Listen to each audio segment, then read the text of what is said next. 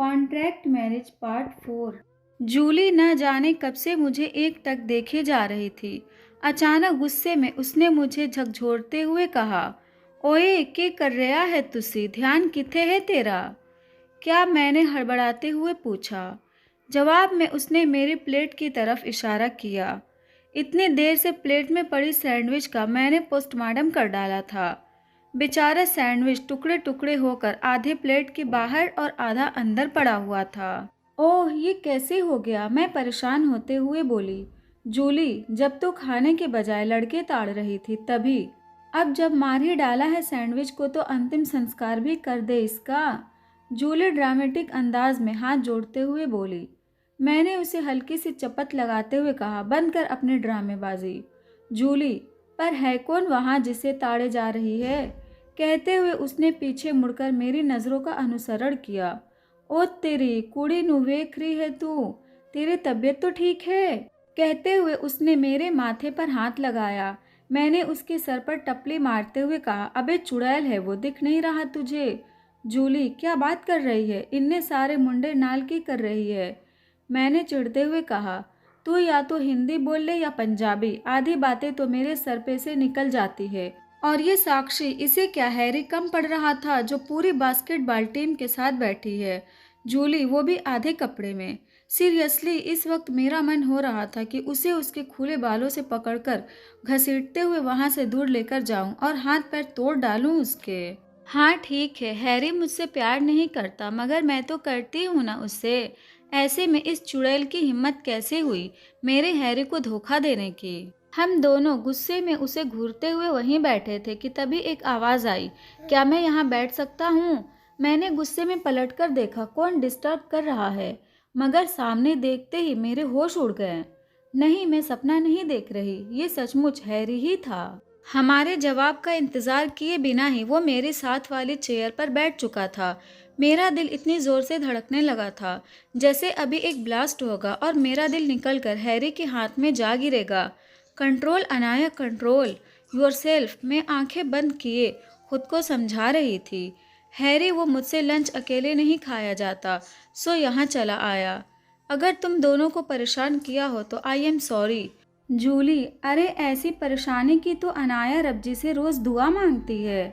Harry ने हैरानी से मेरी तरफ देखा और पूछा, क्या? मैंने जूली को आंखें दिखाई और हैरी से बोली, अरे ये तो कुछ भी बकवास करती रहती है, जानते तो हो तुम इसे। एक बार उसने साक्षी की तरफ देखा, वो अब भी टीम के लड़कों के साथ हंसी मजाक कर रही थी। हम दोनों को अपनी तरफ देखता पाकर उसने ज़बरदस्ती मुस्कुराते हुए कहा, वो आज लड़कों की ट्रेनिंग चल रही है, आज कोई मैच नहीं है हमारा। फिर चुपचाप लंच करने लगा। जूली उसकी तरफ गौर से देखती हुई बोली, तो तुम क्यों नहीं ट्रेनिंग कर रहे उनके साथ? हैरी, मेरा मूड नहीं है। एक्चुअली मेरा और साक्षी का झगड़ा हो गया 2 दिन पहले। कहते हुए उसने एक गहरी सांस ली और खाते खाते रुक गया। हम दोनों बस चुपचाप सुन रहे थे। हैरी, साक्षी मुझसे ज़्यादा वक्त दूसरे लड़कों के साथ बिताती है। कभी कभी खींच होती है इस बात से, मगर फिर भी मुझे लगता है कि मुझे उसका साथ नहीं छोड़ना चाहिए। मैं उस पर अपनी मर्जी नहीं थोपना चाहता। इतना कहकर वो मुस्कुराया और चुपचाप खाना खाने लगा। यही तो मेरा भी पॉइंट था, हैरी बहुत ही अच्छे स्वभाव का लड़का था, इसलिए साक्षी की इन हरकतों के बावजूद भी वो सब कुछ चुपचाप बर्दाश्त कर रहा था, क्योंकि वो अपने रिश्ते में पूरी तरह ईमानदार था। मगर ऐसे तकलीफ देने वाले रिश्ते से तो बेहतर था कि वो सिंगल ही रहे। अब की बार मैंने हिम्मत कर पूछ लिया कि क्या वो तुम्हें धोखा दे रही है, हैरी? मैंने अभी उससे यही सवाल किया था और हैरी, उसने कहा, मुझे उस पर भरोसा होना चाहिए। जूली ने लगभग गुस्से में साक्षी की तरफ इशारा करते हुए कहा, और तुम्हें उसकी बात पर यकीन है?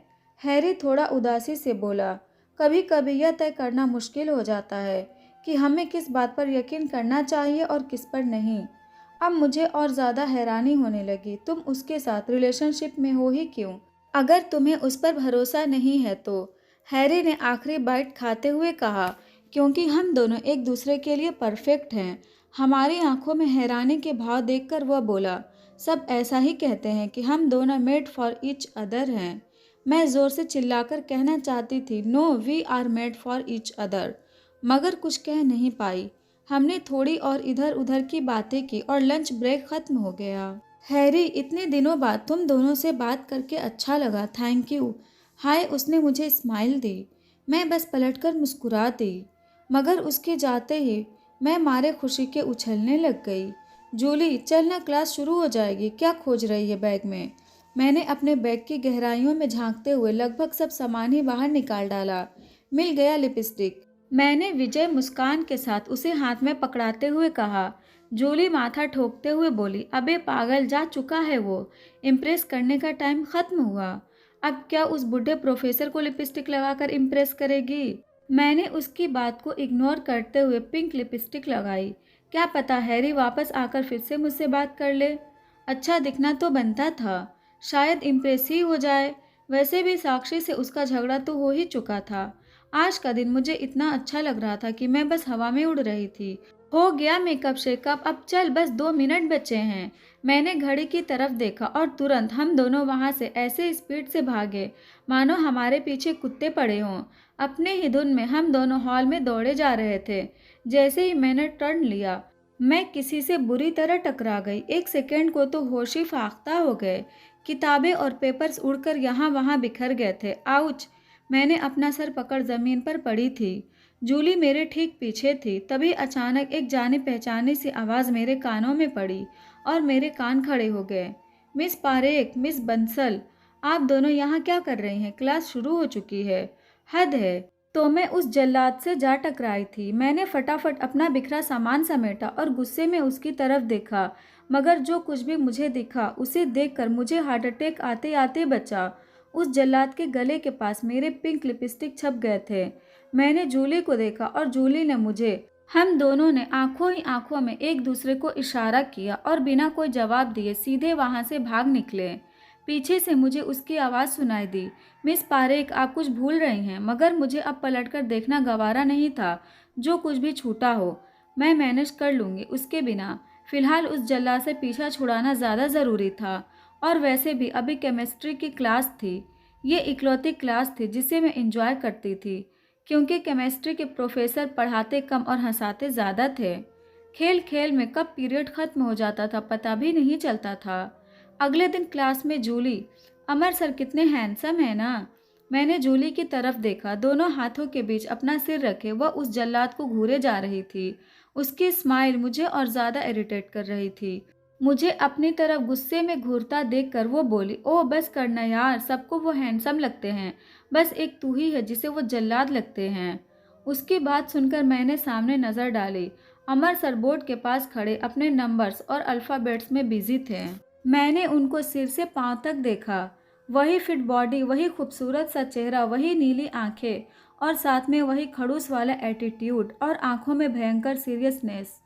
फिर से मेरी त्योरियां चढ़ गई और मुँह से निकला, कुछ नहीं बदला, न कभी बदलेगा, जल्लाद ही है, जल्लाद रहेगा। ये हमेशा मैंने जूली पर नज़र डाली, मगर वो तो अभी भी उसके सपनों में खोई दांत निकाले उसे घूरे जा रही थी। उल्लुओं की तरह घूरना बंद कर उनको। जूली, मैं तो बस तारीफ कर रही हूँ उनकी, तू चिढ़ क्यों रही है? फिर अचानक से मेरी तरफ पलटते हुए उसने एक्साइटेड होते हुए कहा, क्या उनके कोई गर्लफ्रेंड भी होगी? ज़रा सोच ना अन्नू, अगर अमर सर की कोई गर्लफ्रेंड होगी या वाइफ होगी तो कैसी होगी? दुनिया की लकी गर्ल। कहते हुए वो फिर से अपने मैथ टीचर के सपनों में खो गई। मैंने अपना सर पीट लिया और गुस्से में बोली, बिल्कुल गलत, वो इस दुनिया का सबसे बदकिस्मत लड़की होगी। इनके जैसा आदमी कभी किसी लड़की से प्यार कर ही नहीं सकता। वो तो अपनी वाइफ की भी मैथ्स क्लास ही लेते होंगे शायद। सब पर हुक्म चलाने और उनको अपने कैबिन में बुलाकर लेक्चर सुनाने के अलावा इनको आता ही क्या है? मैं अपने धुन में बोली जा रही थी। मुझे ये भी ध्यान नहीं रहा कि मैं एक साइलेंट क्लास में हूँ और मेरी ज़रा सी ज़ोर की आवाज़ हर कोई सुन सकता है। जब देखो miss Parekh, come to my cabin. Miss Parekh, मैं आगे कुछ बोलती कि एक आवाज़ क्लास में गूंजी, मिस पारेख, क्या है? मैं बिना सोचे समझे गुस्से में चिल्लाई। जूली ने तुरंत मेरा हाथ झटक कर मेरा चेहरा सामने की तरफ कर दिया। पूरी क्लास मेरी तरफ ही देख रही थी और साथ में वो भी। अमर सर ने एक व्यंग्यात्मक मुस्कान देते हुए मुझसे पूछा, बहुत इम्पोर्टेंट डिस्कशन हो रही है, हमारे साथ शेयर नहीं करना चाहेंगी आप? मेरी आवाज़ बंद हो चुकी थी। मेरी समझ ही नहीं आ रहा था क्या बोलूं। आखिर उन्होंने ही चुप्पी तोड़ी। मिस पारेख अगले 10 मिनट के अंदर मुझसे मेरे कैबिन में मिल गए। मेरा दिमाग बिल्कुल कुकर की सीटी की तरह बज गया। ये क्या बात हुई? इतनी सी बात के लिए कैबिन में बुलाकर डांटेंगे? मुझे इस जल्लाद का दिमाग खराब हो गया है क्या?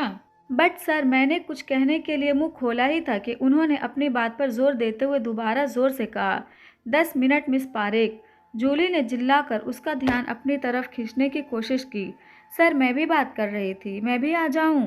उसकी बात सुनकर क्लास में सब लोग हंसने लगे। मगर तभी बेल बज गई और मैंने चैन की सांस ली। अपनी फाइल समेट कर वह जाने लगे।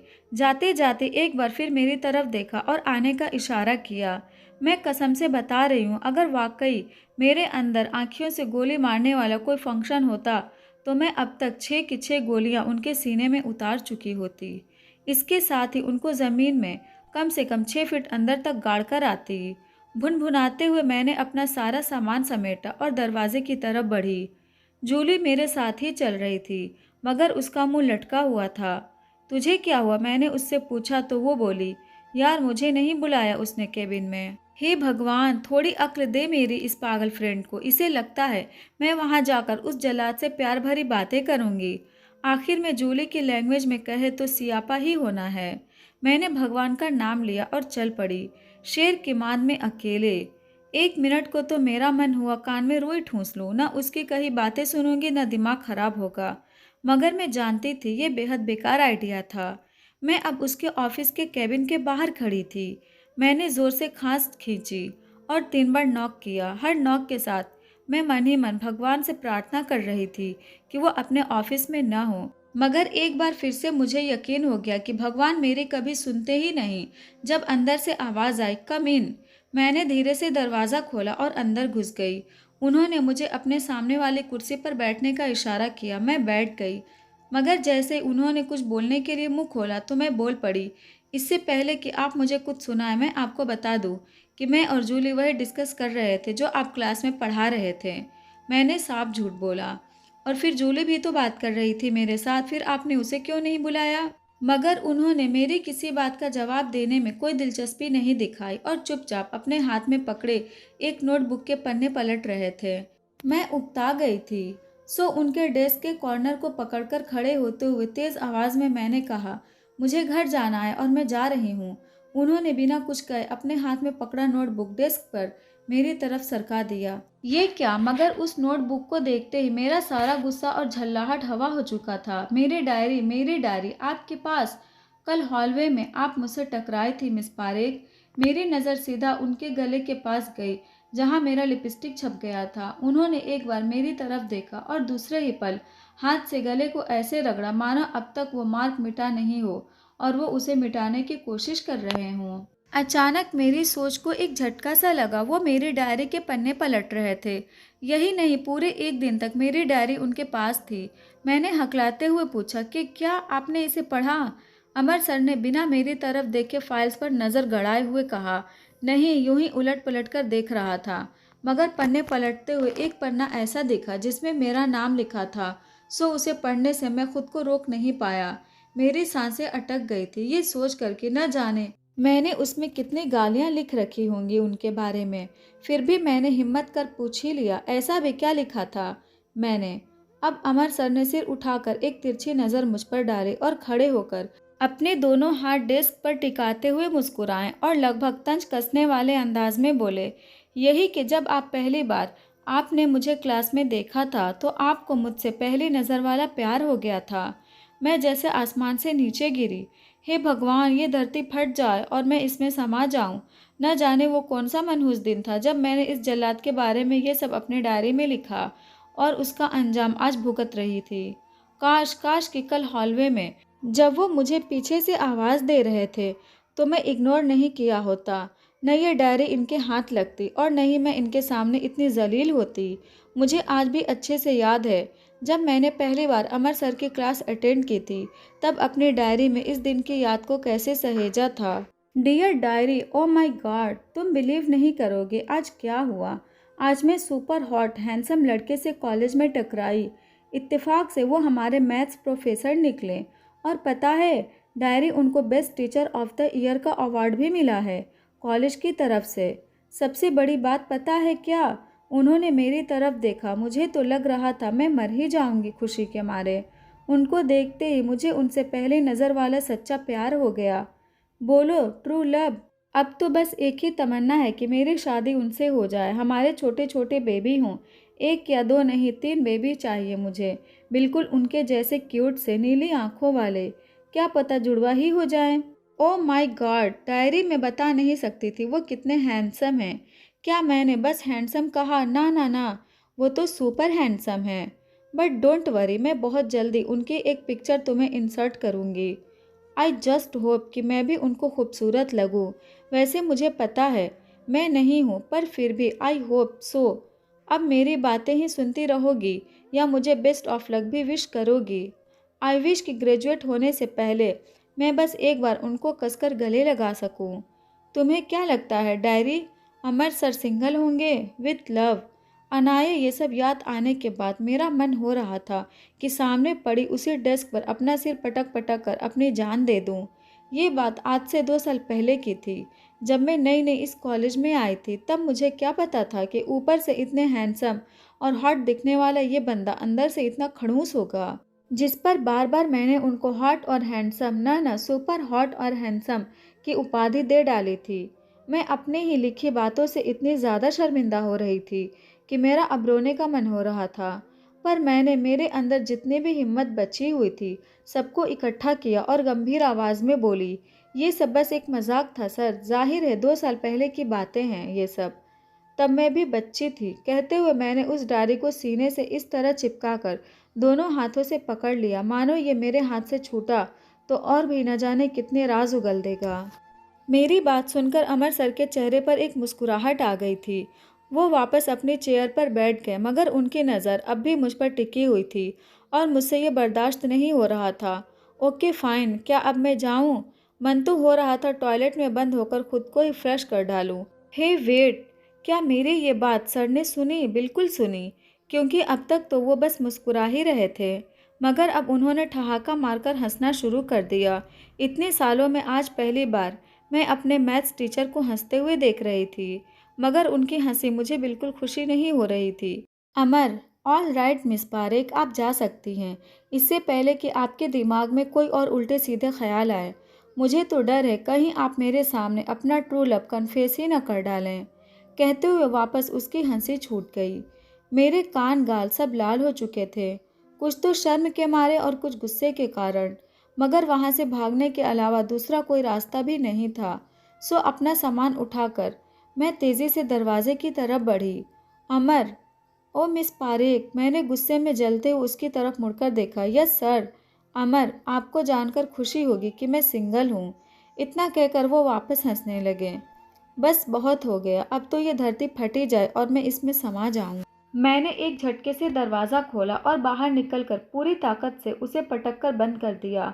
उसके ऑफिस की खिड़की के पास गुजरते हुए भी मैं उसकी हंसी सुन सकती थी। हद है बिल्कुल, अब तक हंसी आ रही है उसे। 2 साल पहले की Anaya. Anaya, I hate you. क्या ज़रूरत थी ये सब लिखने की?